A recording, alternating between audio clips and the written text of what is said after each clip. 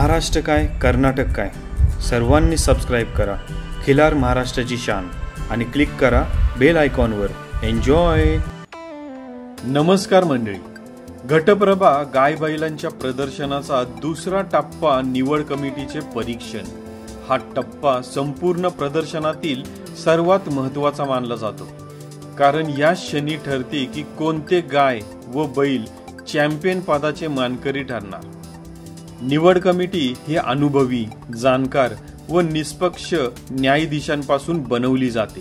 त्यांचा दृष्टिकोन केवळ बाह्यरूप पाहण्यापुरता मर्यादित नसतो, तर ते पशूंच्या शरीर बांधणी, शारीरिक तंदुरुस्ती, वंश परंपरा, आरोग्य, चालण्याची ढब आणि शेतीतील उपयोगिता या सर्व बाबींचा बारकाईने विचार करतात। प्रत्येक पशुला क्रमांक देताना न्याय व काटेकोर पद्धतीने निर्णय दिला जातो।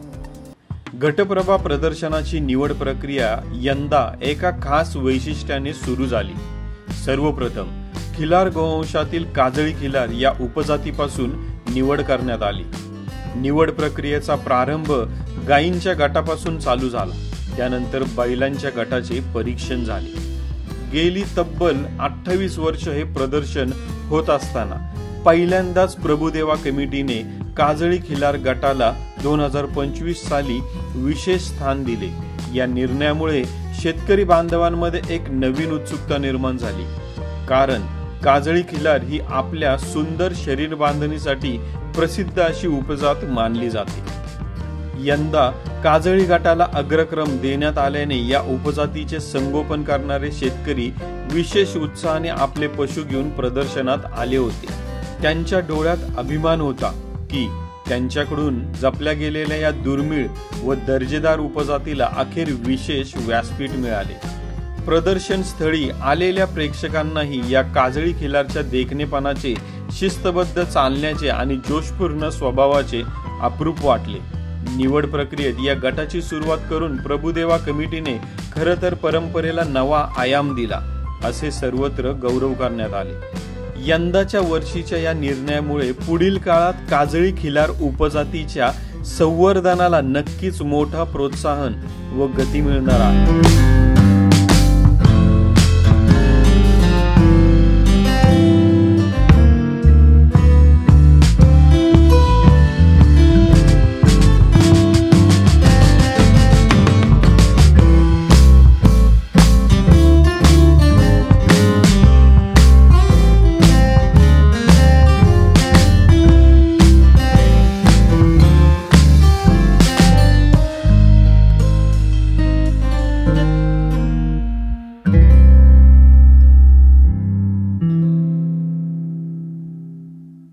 काजळी खिलार उपजातीची निवड करत असताना निवड कमिटी अत्यंत बारकाईने परीक्षण करते।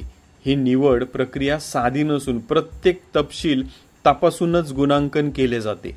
चला तर पाहूया कोणकोणत्या बाबींवर विशेष लक्ष दिले जाते। काजळी खिलारची ओळख तिच्या अंगावरील गहिरे काळसर चिन्हांमुळे होते। गायी किंवा बैलांचे नाक, शिंग, खूर व शेपुटाचा गोंडा हे पूर्णपणे काळे असणे ही पहिली व महत्त्वाची अट मानली जाते। प्रदर्शन हे सौंदर्य स्पर्धेसारखे असल्याने पशूंचे अंग टवटवीत व स्वच्छ असणे आवश्यक असते। पांढरे सोनं म्हणून ओळखली जाणारी काजळी खिलार डागांविना स्वच्छ धुतलेली व नीटनेटकी असावी यावर निवड करताना विशेष भर असतो, असे म्हटले तरी चालेल। प्रत्येक गटात वयाची अट असते, त्यामुळे परीक्षणात सर्वात प्रथम पशूंचे दात तपासले जातात। त्यामुळे त्या गटात योग्य वयाचेच पशु उतरलेले आहेत का याची खात्री होते। काजळी खिलारच्या शिंगांचा रंग नैसर्गिकरित्या काळा असतो। परीक्षणावेळी शिंगे घासून तपासली जातात की ती कृत्रिमरित्या रंगवलेली नाहीत, हे खरेपण सिद्ध करणे ही महत्त्वाची पायरी आहे। घटप्रभा प्रदर्शनात एक वेगळीच कसोटी ठेवली जाते की जी बऱ्याच प्रदर्शनात देखील पाहायला मिळते। बट्टे भोवरे पाहिले जातात।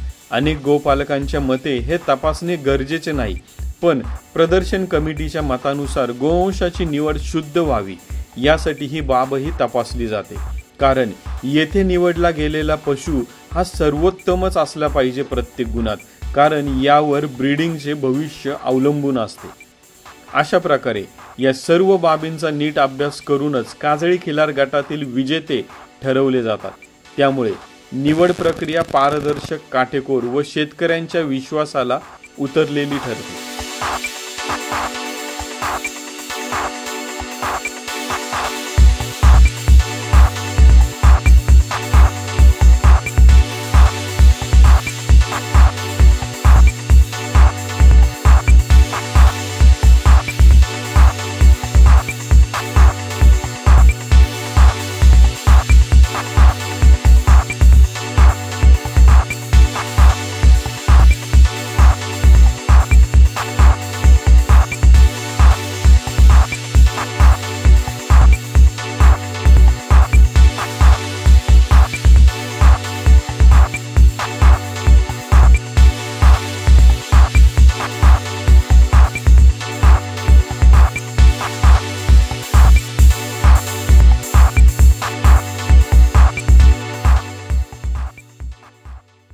घटप्रभा प्रदर्शनामध्ये काजळी खिलार गायींच्या गटामध्ये प्रथम क्रमांक पटकावलेली ही गाय आहे। हिचे पालन पोषण, संगोपन आणि ठेवण अतिशय सुंदररित्या केल्यामुळे परीक्षकांनी पहिल्या क्रमांकासाठी निवड केली आहे। चला तर मग आपण या गायीच्या मालकाकडून थोडक्यात माहिती जाणून घेऊ।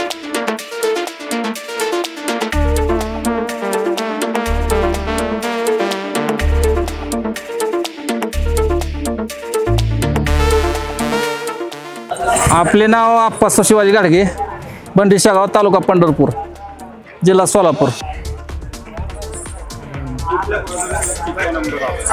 आम्ही रात्री मुक्कामानं आलो होतो घटप्रभा। आता घटप्रभामध्ये निवड प्रक्रिया चालू झाली, परफेक्ट निवड झालेली आहे। आपल्या गौरी गायीने ओपन गटामध्ये प्रथम क्रमांकाचा मान मिळवला आहे। काजळी खिलार सायदाती ओपन गट होता। आम्हाला यायला 240 किलोमीटर भरलं होतं। आनंदाचा काय विषय नाही, आपल्याला इथून मोरं मैदान कुठे जरी गेलं तर समाधान झालं। इथनं मोरं गायनं नाही जरी नंबर घेतला तरी चालतंय। गाय आता सायदात 5वा दात पाळलाय, सायदाती झालेली आहे। आता 7वा महिना चालू आहे। आपला घरच्या सुंदर बैलाकडून गाभ आहे।